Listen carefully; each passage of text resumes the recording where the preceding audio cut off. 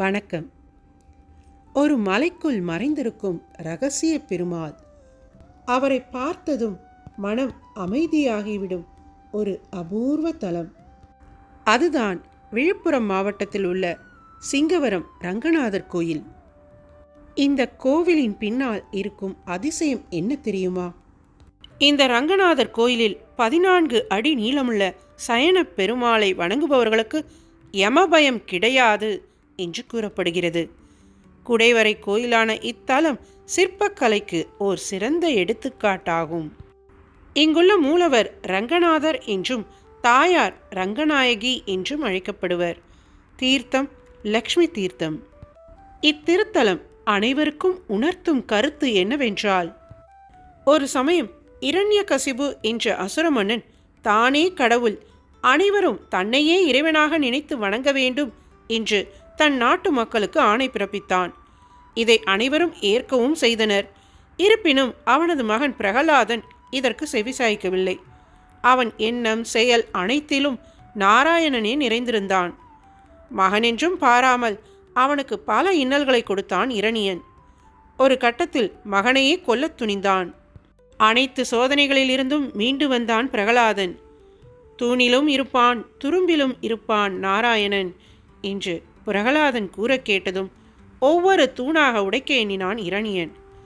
ஒரு தூணை காட்டி, இதில் உன் நாராயணன் இருக்கிறானா என்று பிரகலாதனிடம் கேட்டான் இரணியன். இருக்கிறான் என்றதும் அந்த தூணை பிளந்தான் இரணியன்.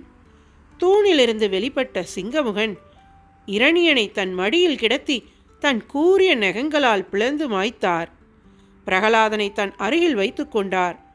இதன் மூலம் அசுர குலத்தில் பிறந்தாலும் நற்குணத்துடன் வாழலாம் என்று உலகுக்கு உணர்த்துகிறார் நரசிங்க பெருமாள்.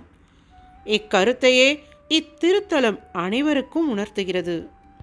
மலையடிவாரத்தில் உயர்ந்த ஊஞ்சல் மண்டபம் அமைந்துள்ளது. கோவிலுக்கு செல்ல தொடங்கும் இடத்தில் ரங்கநாதரின் திருப்பாதம், ஆஞ்சநேயரின் திருவுருவம் பாறைகளில் செதுக்கப்பட்டுள்ளன. 160 படிகளை தாண்டி நுழைவு வாயிலை அடைந்தால் 5 நிலை ராஜகோபுரத்தை காணலாம். வரதராஜர் சந்நிதிக்கு அருகே லக்ஷ்மி தீர்த்தம் என்ற திருக்குளம் உள்ளது. சக்கரத்தாழ்வார், நவபாஷான கருடர், ராமானுஜர், தேசிகர் சந்நிதிகளை தரிசித்த பின்னர் 9 படிகள் ஏறி ரங்கநாதரை சேவிக்கலாம். 14 அடி நீளத்தில் சயன கோலத்தில் ரங்கநாத பெருமாள் பக்தர்களுக்கு அருள் பாலிக்கிறார். அரங்கனின் நாபிக்கமலத்தில் நான்முகன், இடதுபுறம் கந்தர்வர், வலதுபுறம் கருடன், மது கைடபர்கள், திருவடி அருகே பூதேவி, நாரதர் மற்றும் பிரகலாதன் உள்ளனர். நரசிம்மர் கோயில்களில் மட்டுமே காணப்படும் பிரகலாதனை அரங்கனின் கோயிலில் காண்பது அரிது. பிரகலாதனின் விருப்பத்தின்படி பெருமாள் சயன கோலத்தில் ரங்கநாதராக அருள்பாலித்ததாக கூறப்படுகிறது. செஞ்சை ஆண்ட ராஜா தேசிங்குவின் குலதெய்வம் ரங்கநாதர். ரங்கநாதருடன் ராஜா தேசிங்கு நேரடியாக பேசும் அளவுக்கு தீவிர பக்தர் என்று கூறப்படுகிறது. ராஜா தேசிங்கு ஒரு முறை போருக்கு செல்லும்போது போருக்கு செல்ல வேண்டாம் என்று பெருமாள் தடுத்தார். அதையும் மீறி போருக்கு சென்றான் ராஜா தேசிங்கு. உடனே அவன் மீது பெருமாள் கோபம் கொண்டு தெற்கு நோக்கி முகத்தை திருப்பிக் கொண்டதாக கூறப்படுகிறது. தென் திசை தெய்வமான யமனை எச்சரிக்கும் விதமாகவும் பெருமாள் இப்படி திரும்பியுள்ளார் என்றும் கூறுவர். உற்சவர்கள் கோதண்டராமர், லக்ஷ்மி நாராயணர், லக்ஷ்மி வராகர் ஆழ்வார்களை தரிசித்துவிட்டு சென்றால் அருகே ரங்கநாயகி தாயார் சந்நிதி. அமர்ந்த கோலத்தில் 4 கரங்களை உடையவளாக அருள்பாலிக்கிறார் தாயார். கரங்களில் வளையல் மாலை சூடி அபய வர அஸ்தங்களை காட்டி அருள் புரிகிறார். தாயாருடன் துர்க்கையும் வீற்றிருக்கிறாள். துஷ்ட சக்திகளை அழிக்கும் ஆற்றல் பெற்றவள் துர்க்கை. விக்ரமாதித்தன் தரிசித்த இந்த துர்க்கையை சந்நிதியின் ஜன்னல் வழியே தான் தரிசிக்க முடியும். ரங்கநாதர் கோயில் 2000 ஆண்டுகளுக்கு முற்பட்டது என்று கூறப்படுகிறது. மகேந்திரவர்ம பல்லவன் காலத்தில் கட்டப்பட்ட குடைவரை கோயில் என்பர்.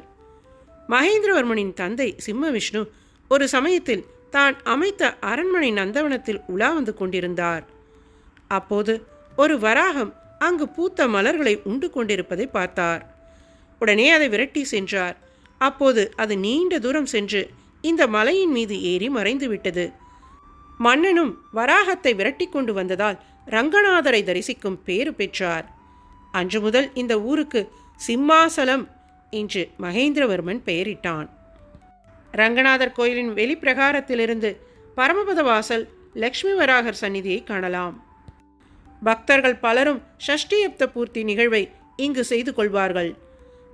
மாசி மகநாளில் இங்கு தீர்த்தவாரியில் மகிழும் ரங்கநாதர் மறுநாள் பாண்டிச்சேரியில் நடைபெறும் தீர்த்தவாரியிலும் கலந்து கொள்வார். இத்தலம் செஞ்சிக்கு அருகே 4 கிலோமீட்டர் தொலைவில் அமைந்துள்ளது. இத்திருத்தலத்திற்கு வந்து இந்த ரங்கநாதரின் பாதத்தை சேவித்தவர்கள் அனைத்து செல்வங்களையும் பெறுவார்கள் என்பது பக்தர்களின் நம்பிக்கை. ஓம் நமோ நாராயணா.